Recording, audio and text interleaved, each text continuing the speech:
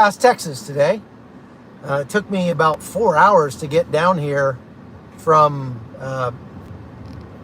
I left Dripping Springs this morning.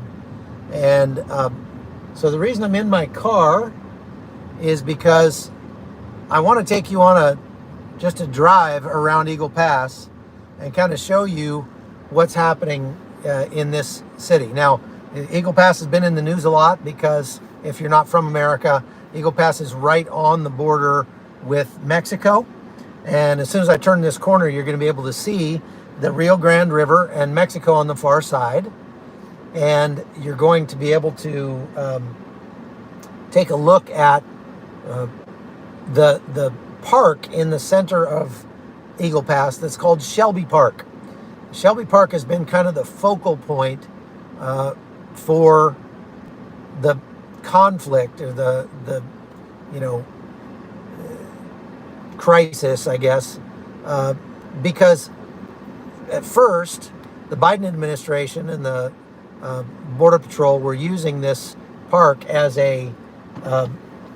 really a de facto border crossing for illegal aliens coming across the border. And they were bringing literally thousands of them in every day. And obviously that's a big problem for Texas because a lot of those people stay in Texas. And since Texas got fed up with that, Governor Abbott of Texas sent the Texas National Guard down here to install razor wire and keep the migrants from coming across the river because it's a narrow point in the river. But when they did that, then the Border Patrol, which is under the control of the federal government, got sent down here to cut the razor wire and to let the migrants in. They even brought forklifts down and started lifting the razor wire up so that the migrants could just come right in. So obviously that's a problem.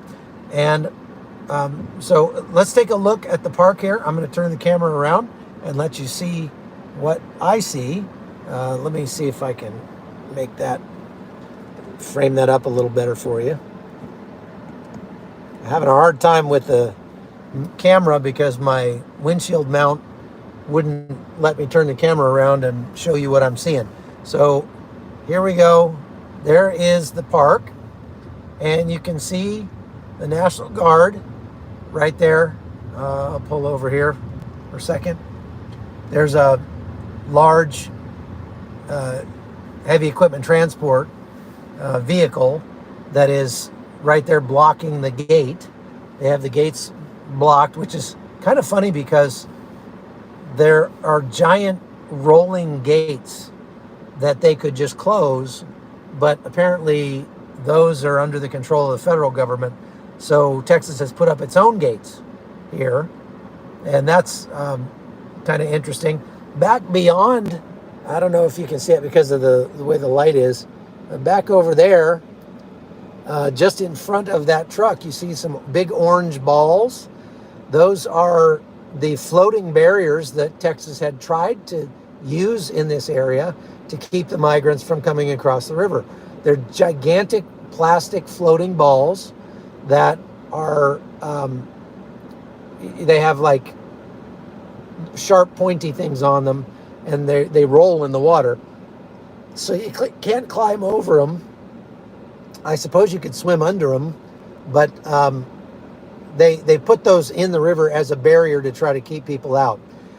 They lost a court case by the federal government, and they were forced to remove them from the water. So now they're sitting over there, as you can see, in Shelby Park. But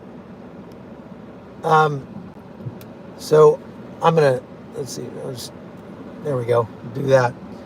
So you can see here that the National Guard is blocking this park, and they've got a big command post set up in there. They've got a whole bunch of trucks, lots and lots of razor wire that they've put up around the park.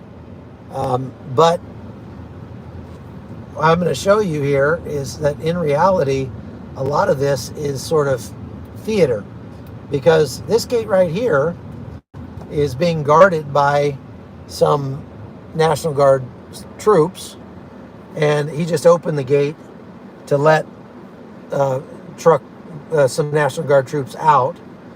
But if you sit here for a while, you'll see border police that are coming and going here, that are passing through this gate. And the reason that they're passing through the gate is because the Border Patrol are actually not being stopped from entering the park. The Border Patrol have a boat dock or a boat ramp inside this park that allows them access to the river. And they're still able to go in and access the river with that boat ramp. And I've seen them since I've been here driving their fan boats, big fan boats, up and down the river patrolling.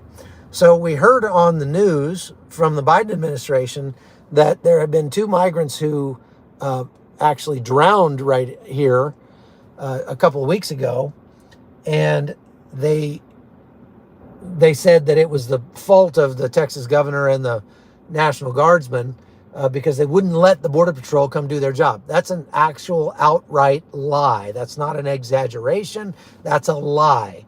The reason that that's a lie is because the Border Patrol are able to get to the river from this park.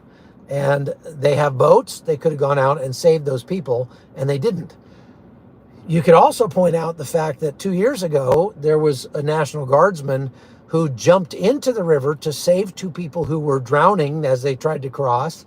And the guardsman himself drowned and died in the process of saving those 2 people who actually ended up being drug smugglers he was trying to save. So isn't that sad? But, it's obvious that the National Guardsmen are not heartless, soulless criminals that are keeping the Biden administration from saving babies who are, trying to cross into the United States for a better life. That is an absolute farce.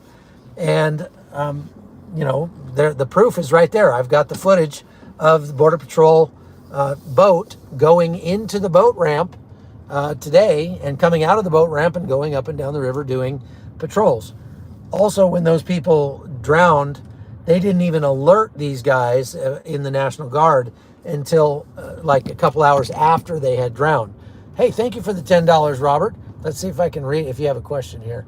Can you describe what Judea and Samaria refers to when used by Israeli citizens?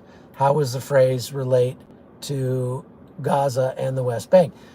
Judea and Samaria is what they call the West Bank. It's the biblical term for the West Bank, Robert. And so anybody who believes the Bible, who follows the Bible, calls it Judea and Samaria. They don't call it the West Bank, because the West Bank was a term coined by Jordan, because the West Bank refers to the West Bank of the Jordan River. And that would be, it's Eastern Jerusalem, or Eastern Israel, okay? So that's why, and it's a politically charged thing. It's like the difference between saying pro-abortion and pro-choice. If you believe that a woman should be able to abort her baby, then you call it pro-choice. If you don't believe a woman should be able to murder her baby in the womb, then you call it pro-abortion. It's politically charged language in both directions. And so thank you very much for the $10. Okay, now, this wall goes right through Eagle Pass, Texas, and the other side of the river is called Piedras Negras in Mexico. But actually, if you drive around right here, I'll take a left here just so you can see what I'm talking about. Let me turn the camera around. You can see that these shops along here are all in Spanish for the most part. That says Casa Roby. I think Roby is a person's name, not like robbers, but a person's name. And that's because a lot of people cross the border from Mexico, come in here and go shopping for things that they can't get in Mexico, and then go back across the border into the United States. And you might say, well, aren't most things made in Mexico? What can't they get in Mexico? Well, surprisingly enough, I lived in Mexico for a little while, and the thing you can't get in Mexico is anything made in China. They don't allow Chinese stuff in Mexico if that stuff can be made in Mexico. So the cheaper Chinese junk that we kind of take for granted here in the United States is not available in Mexico, and that way, so for that reason, people cross from Mexico into the U.S. They come to this shopping district right here on the border where you can just walk to it, and that's a Gran Mercado. There's lots of Chinese junk. They buy their cheap Chinese junk and they go back to Mexico with it. So this is very common along the border with Mexico. You see it in any Mexican or any border town with Mexico. Very interesting. Somebody's watching me from Antarctica. Terry, that's amazing. I wish you'd send me an email at hotzoneholton@gmail.com and tell me about your life in Antarctica. I've always wanted to go to Antarctica. I've been to most countries around the world, but you kind of have to have a war for me to show up. And you haven't. It's kind of hard to have a war in Antarctica. But I would love to hear about what you do in Antarctica and hear more about that. So send me an email if you don't mind, hotzoneholton@gmail.com, and tell me your story. That's really cool. So I am now driving into downtown Piedras Negras. I'm sorry, I'm not in Mexico. Eagle Pass, Texas.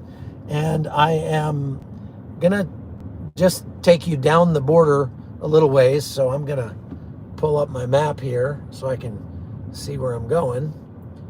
And we're going to go down to another spot along the border just a little bit farther down.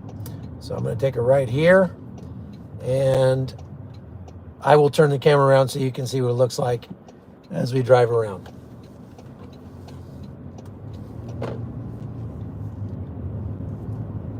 And now, Mexicans used to make up the majority of people who came across the border illegally, and they mostly came across for jobs. They would come and work in the fields and what have you. But now the majority of people that come across the border are not from Mexico. They're from countries all over the world. And they also are coming for a better income, a better job. But it's a kind of a different thing now, because the cartels have taken over the industry of migration, and they've integrated it as another sort of diversification of their investments into the United States. So they move drugs into the U.S. They move people into the U.S., these migrants, and they also are involved in prostitution and a lot of other unsavory businesses, counterfeit goods, all kinds of stuff like that. And the Border Patrol, you would think, would be their number one job would be to go pick up those people, stop that from happening, and safeguard the United States. But under Joe Biden, they have changed the definition of what the Border Patrol is all about.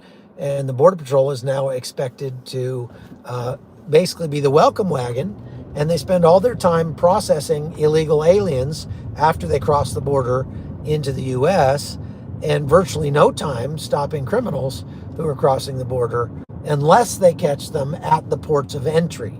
And that is mostly done by the Customs Service, not the Border Patrol. And that's all kind of part of CBP, but there is a kind of delineation there between the two. And so somebody was asking a question, but I'm going to have to be careful about this because I'm driving and I don't want to wreck the car or run over a little kid or something. So if you're going to ask a question, it needs to be all caps and phrased very clearly, please, so I can see it. And if you're making a comment, please don't put it in all caps, because then I think it's a question, and I'm trying not to be distracted here. So there's a park here. I'm looking at the map. how I can get back down to the border. Oh, I just stay on this road and it goes right back down to the border. Okay. Looks like there's a second border crossing bridge that's at the end of this road. We'll see how far I can go. You know, at some point you go past the point of no return and you got to go to Mexico to turn around. That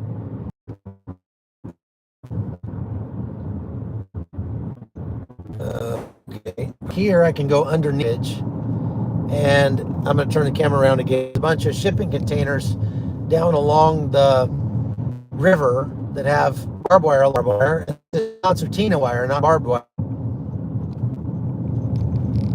Meaning, you know, it's that looks like a devil's